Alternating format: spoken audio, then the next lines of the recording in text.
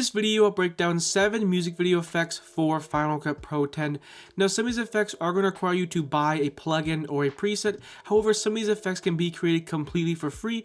Now, all the presets and plugins I use are going to be from my store. The link is down in the description below. I have timestamps down in the description, so if you want to jump to a certain effect, you can go ahead and do that. The first effect I want to go over is this really cool film look, or basically that really cool like dehancer plugin. Now, you've probably seen that dehancer plugin all over the place. Now, the last time I checked, the plugin cost $400, and I thought to myself, absolutely not, I'm not buying a $400 plugin. So let me show you how to create or kind of like replicate the effect for about $40. So the first thing you want to do is head over to the effects panel, and you want to type in grain. Now, grain is a free plugin that just comes built into Final Cut.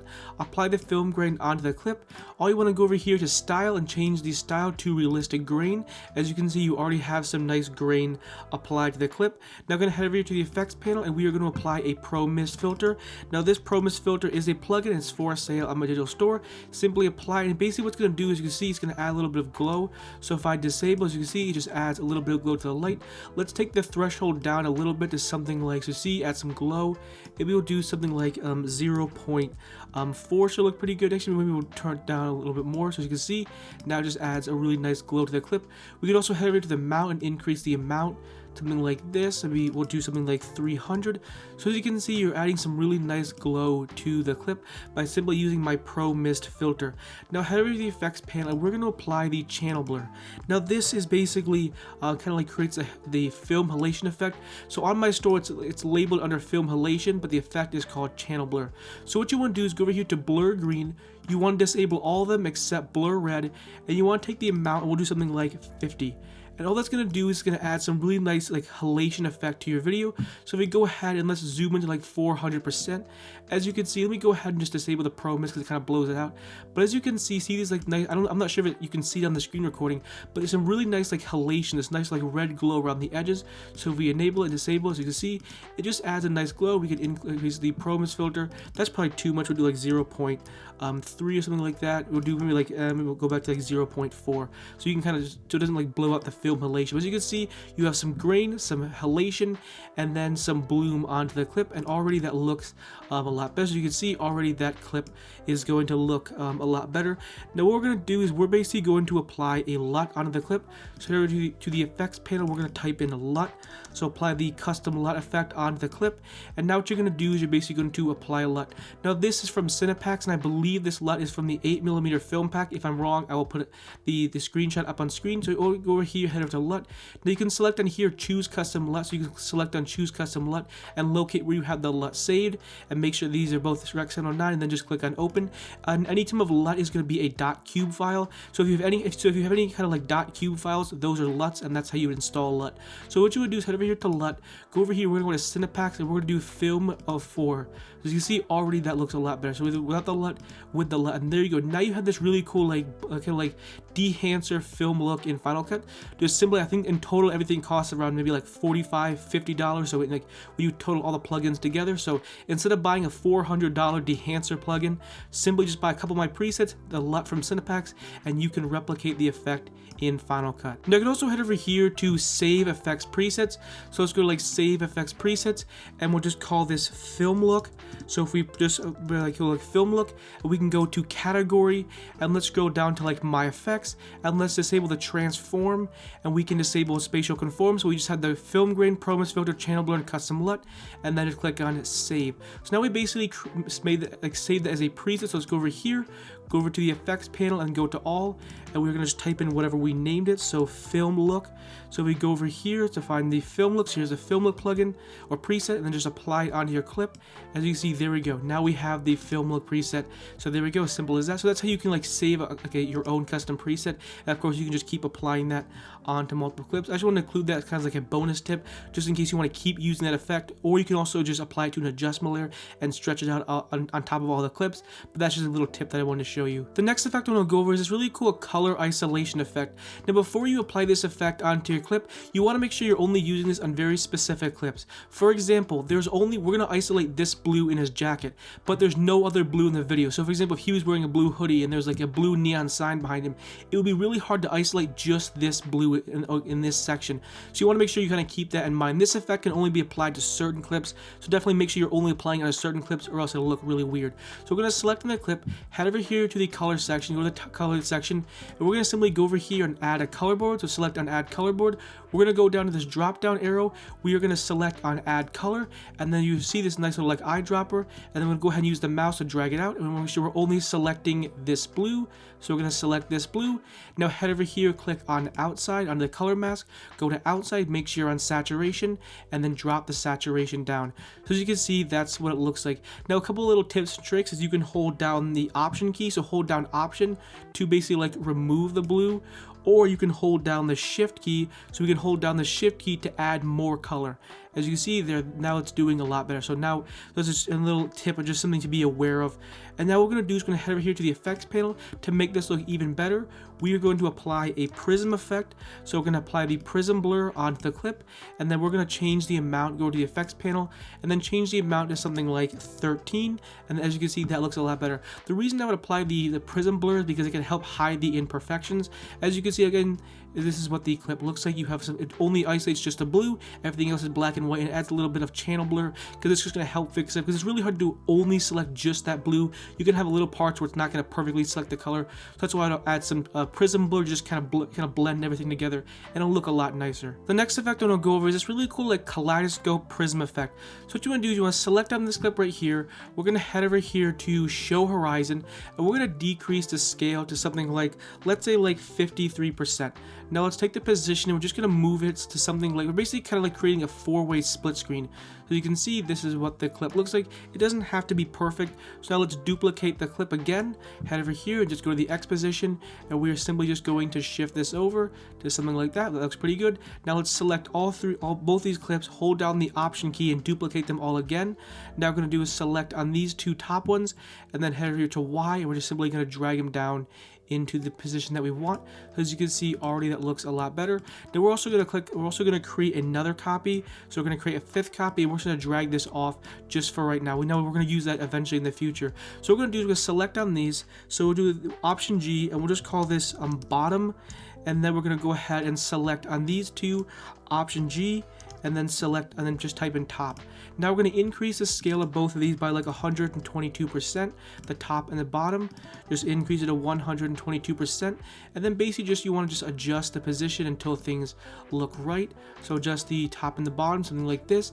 Now you want to make sure that the clips are overlapping. So as you can see, here's the bottom one. If I disable it, you want to kind of have them overlapping, because if we head over here to masks, and we are going to apply a graduated mask.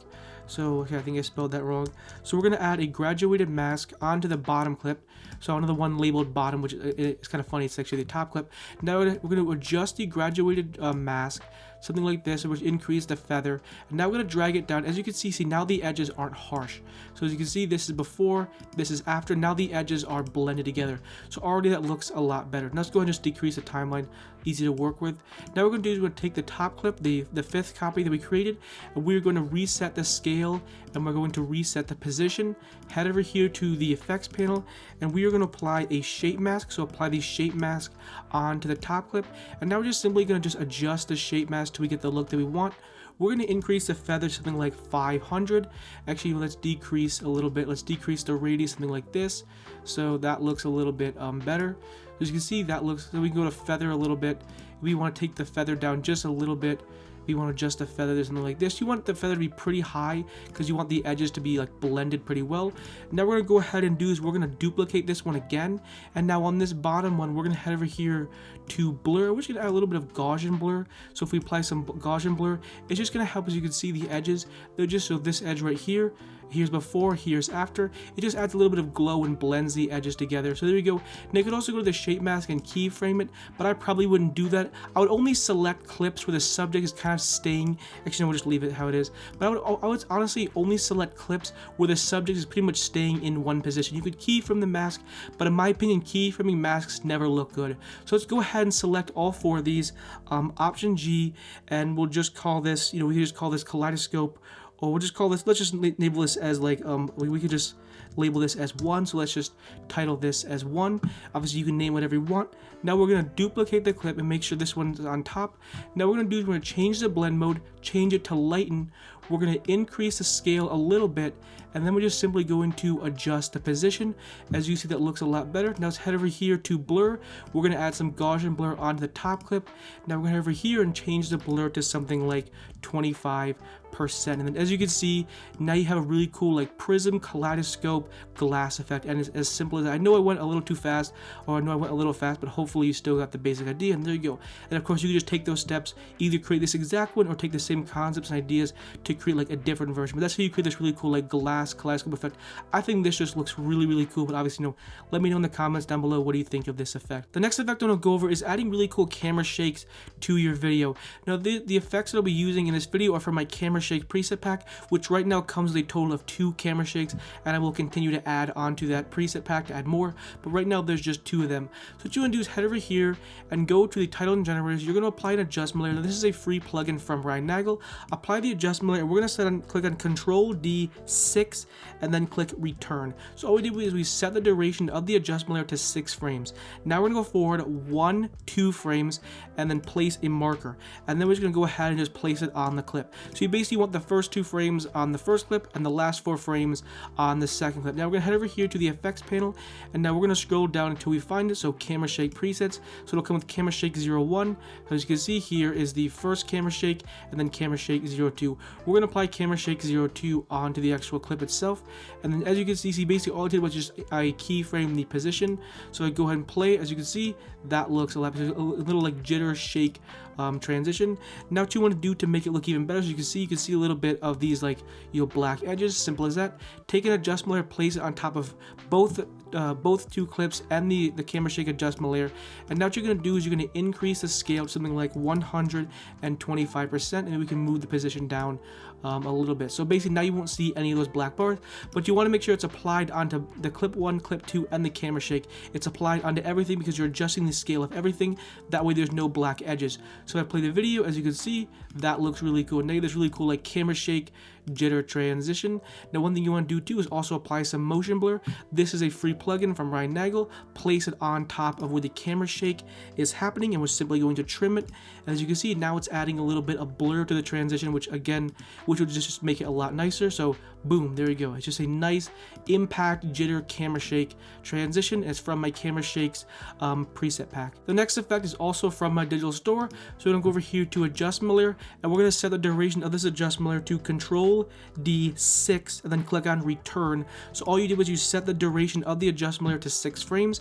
Now we're gonna go forward 1, 2, 3 frames, place a marker, and now you're gonna place the adjustment layer on top of both the clips. So you're basically placing the middle of the adjustment layer in between the middle of the clips. So 3 frames on top of the first clip, and the other 3 frames on top of the second clip. Head over here to the effects panel, go to camera flash, apply the camera flash preset onto the adjustment layer. As you see, we go frame by frame, 1, 2, 3, 1, 2, 3, and there you go. You've added a really clean camera flash transition to your video, as simple as that. Now the adjustment layer and the motion blur plugin do not come with the presets. They are individual, they are like separate effects you have to download, but they're completely free. But I just want to make sure you're aware of it. The adjustment layer and motion blur plugin do not come with the preset packs when you buy them from a digital store. They are separate plugins. They're free plugins from Ryan Nagel. I didn't include them in the preset pack because I just kind of assumed everybody already has those plugins. Now if you don't know how to install presets in Final Cut, I'm just going to give you a brief tutorial of how to do that.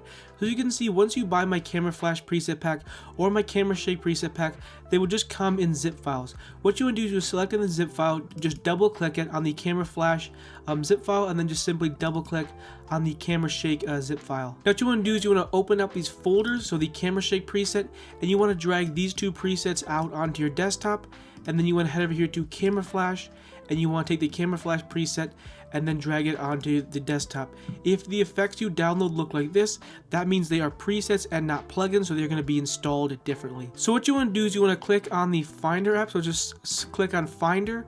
What you want to do is head over here, so click on Applications. So click on Applications. What you want to do is you want to hold down the Option key and then click on Go, and then make sure Library. So you see, if I don't hold down the Option key, the library doesn't appear. So what you want to do is hold down on the Option key assembly, and then select library. And then once you're in library, what you want to do is you want to select application support. So open up application support. What you want to do is go to the Pro Apps, open up the Pro Apps folder, and then the effects presets folder. So if you open the effects presets folder, this is what they look like. So what you want to do is just go out, so this arrow, and then what you want to do is you want to take the camera shake 02, the camera shake 01, and the camera flash. You want to select all three of them, and then you want to drag it into the effects preset folder. So if I open the effects presets folder, as you can see, here it is, the camera flash, the camera shake 02, and then we go over here, camera shake 01. So simple as that. Just select all three of these presets and then drag it into your effects presets folder. Now, one other thing that I want to include when you're using my presets is you want to be aware of the frame rate of your project you're editing in. So in the intro, or everything that I showed you before this point, I use a 30 frames per second timeline. However, as you can see, 1080 HD, 24 frames per second. So this is a 24 frames per second timeline. If I head over here to the adjustment layer and go over to the adjustment layer and just drag it onto the clip, and again we're going to set the duration to Control D 6 frames, click return. Actually, select the adjustment layer, Control D, click on 6, and then click on return. So do like the camera shake preset. So go 1, 2 frames, and then we're just going to place a marker just like I did before. And now what we're going to do is we're going to apply the camera shake preset. So go to camera shakes, and we're going to apply the camera shake 02. Now because this was saved using a 30 frames per second timeline, the keyframing is going to be a little bit off in a 24p timeline. So what you're going to do is select the adjustment layer, right click, click on show video animations. As you can see the keyframes don't line up completely well. So what you want to do is you want to take the keyframe and you want to drag it to the end. So it goes something like this, and you're basically going to drag this here, and you're just going to adjust the keyframes to something like this. So go ahead and go 1 frame forward, and then we're going to go ahead and, so you see I just simply can adjust the keyframes. So basically if I go like this, select on the adjustment layer, now if I select on the adjustment layer, then go 1 frame, as you can see now perfectly the keyframes line up and they're exactly 1 frame apart. So that's basically how you would adjust the keyframes if they look a little bit off. You can simply open up the adjustment layer and then of course adjust the keyframes. You could of course expand the adjustment layer and then of course stretch out the keyframes. So you can go to each individual keyframe. As you can see, you go to each individual keyframe and just adjust the position. So I just want to show you basically how you would customize the preset. If it looks a little bit off, the keyframing is a little bit weird, you can simply open the adjustment layer and then just adjust the keyframes. That's just a really important thing that I wanted to include and just to be aware of when you're using any of my presets. The next effect I want to go over is this really cool like falling film frame transition. So let's go ahead and just take the camera flash transition over here. We'll just move it over here just so there's not any like rendering time. Now what you're going to do is you have clip 1 and then clip 2. What you're going to do is you're basically going to go up or hoverboard clip 1. Now this is from Cinepax, this film matte overlay. So what we're going to do is just simply trim the film matte overlay and then go ahead, as you can see, now go ahead and let's just adjust the scale of the clip to make sure there's no, we want to make sure there's no like black edges. Now it's crop, it kind of like group these together, Option G, and we'll just call this film frame. So you want to group them all together, and this is really important. Now what you're going to do is you're going to select the compound clip and you're going to increase the scale so you don't see any of the film matte border. As you can see, there we go. Now we don't see any of the film matte border. Now you're going to go in the middle of clip 1 and clip 2. You're going to go back 1 frame and you're going to freeze the last frame of clip number 1. So all you're going to do is click on Option F to set the freeze frame. Now you're going to click on the freeze frame, click on Control D, and then we will do maybe like 16 and then click return. So there we go. Now you have the freeze frame. Now we're going to move it on top of clip number 2. And as you can see, if we decrease the scale, as you can see, here is the film frame. So that already looks a lot better. Now what we're going to do is we're going to go to the beginning of the freeze frame. We're going to place a keyframe on rotation and a keyframe on scale. So we're going to place a keyframe on rotation and scale. Then we're going to go forward 1, 2, 3, 4, 5 frames. Place a marker. We are going to decrease the scale, something like this. We'll decrease the scale a little bit, and now we're just going to simply adjust the rotation. So basically the first 5 frames is kind of rotating and scaling out. So if I go ahead and play the video, as you can see there we go, look, simple as that. It just kind of scales out and just reveals that there is a film frame. Now we're going to go back to the place where we kind of like keyframe the scale and rotation, right where that marker, so forward 5 frames. We're going to place a keyframe on position. Then we're going to go forward 1, 2, 3, 4, 5, 6, 7, 8, 9, 10, or however far you want. Place a sim marker, and we're simply going to adjust the position so it drops down. So the first 5 frames it scales out, rotates, and then the last 10 frames it'll just drop down.